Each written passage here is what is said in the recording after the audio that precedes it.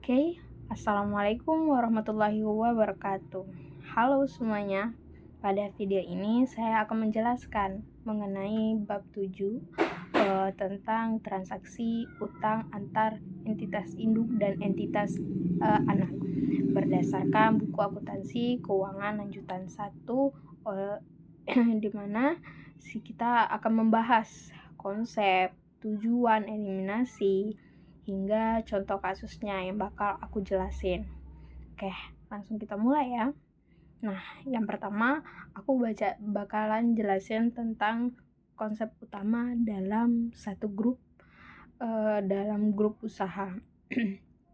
Meskipun induk dan anak adalah entitas yang berbeda, secara hukum laporan keuangan konsolidasinya ini harus memperlakukan atau mereka sebagai satu kesatuan ekonomi.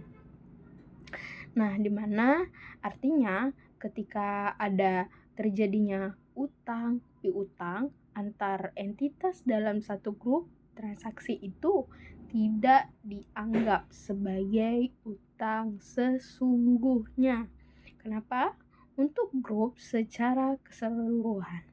Contohnya, induk nih memberikan pinjaman ke anak.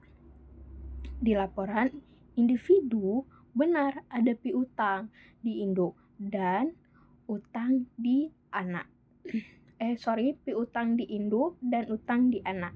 Namun di konsolidasi itu hanya catatan internal sehingga harus dieliminasi.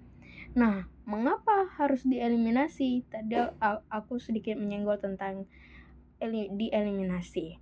Nah, tujuan adanya eliminasi adalah di mana supaya aset dan utang grup tidak overset, terus laporan konsolidasi hanya mencerminkan hubungan grup dengan pihak eksternal.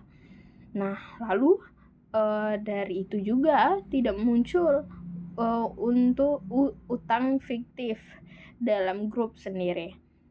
Lalu aku bakalan jelasin nih jenis transaksi utang dalam grup apa aja nih jenis contoh. Nah, yang pertama itu ada downstream, induk meminjamkan uang ke anak. Upstream, anak meminjamkan uang ke induk. Lateral atau horizontal, anak satu itu berutang pada anak dua. Nah, itu juga ya. Nah, jadi eliminasi saldo utang piutang. Misalnya aku kasih contoh nih, piutang di entitas induk. Nah, sebesar 500 juta. Utang di entitas anak sebesar 500 juta juga. Nah, jurnal eliminasi konsolidasi yaitu berarti utang antar perusahaan 500 juta pada piutang antar perusahaan. Ini sebesar 500 juta juga. Itu penjurnalnya. Setelah dieliminasi, saldo utang piutang tidak muncul lagi di konsolidasi. Nah, maka dari itu transaksi bunga dalam intra atau grup dalam laporan individu atau individual, anak ini mengakui beban bunga. Nah, induk juga itu mengakui pendapatan bunga. Masalahnya dalam konsolidasi bunga ini juga harus dieliminasi karena tidak boleh ada pengakuan pendapatan antar perusahaan dalam grup. Nah, eliminasi bunga yaitu bagaimana penjurnalannya. Yang pertama itu ada pendapatan bunga pada beban bunga. Jadi menjadi catatan kita bahwasanya downstream dampak eliminasi ditanggung induk, sedangkan upstream itu eliminasi berpengaruh pada kepentingan non pengendalian. Nah, perbedaan kurs kalau pinjaman dalam mata uang asing. Jika pinjaman dalam mata uang asing ini bisa menimbulkan laba atau rugi selisih kurs.